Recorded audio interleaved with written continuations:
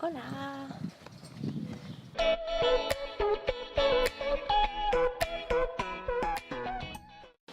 El tema d'avui és la tristor.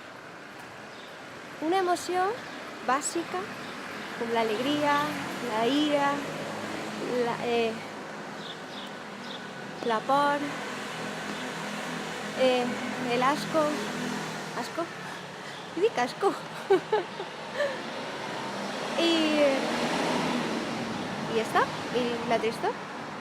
Bàsicament són 5. Bueno, està també la sorpresa, però és la que més controvèrsia porta de si és o no una emoció bàsica, perquè és molt efímera.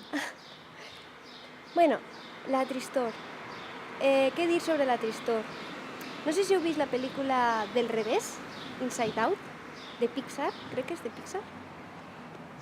Boníssima, boníssima. De fet, vaig estar mirant els creadors de la pel·lícula i havien estat estudiant molt per a transmetre aquestes emocions, perquè és molt important cultivar la intel·ligència emocional, la capacitat de reconèixer i saber gestionar les emocions pròpies. Hola. I per tant, per això volia parlar sobre la tristor. He fet un vídeo ja parlant sobre la por, un altre parlant sobre la ira. No me'n recordo si l'he fet encara o no. La tristor serveix per a reflexionar, per a buscar solucions a una cosa que ens preocupa o que no ens agrada. Per tant, aquesta etapa de reflexió no ha de durar molt de temps.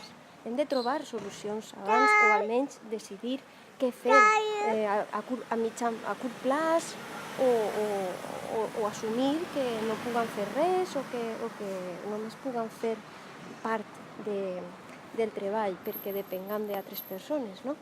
Però hem de fer alguna cosa, perquè si no, què passa? Que ens instaurem en aquesta tristor, en aquesta preocupació, inclús fins i tot la culpa, que també vaig parlar tinc un vídeo sobre això, de la culpa, i moltes vegades la tristor acaba sent insuportable. I hi ha gent que la transforma en ràbia, en amargura, en mal humor, i això no és gens positiu, no és gens productiu. Per tant, utilitzem la tristor, assumim-la, acceptem-la, que estem tristos, i permetim-nos el temps, donem-nos temps a reflexionar, a crear un pla d'acció, a buscar ajuda, a preguntar. Per això estem els psicòlegs.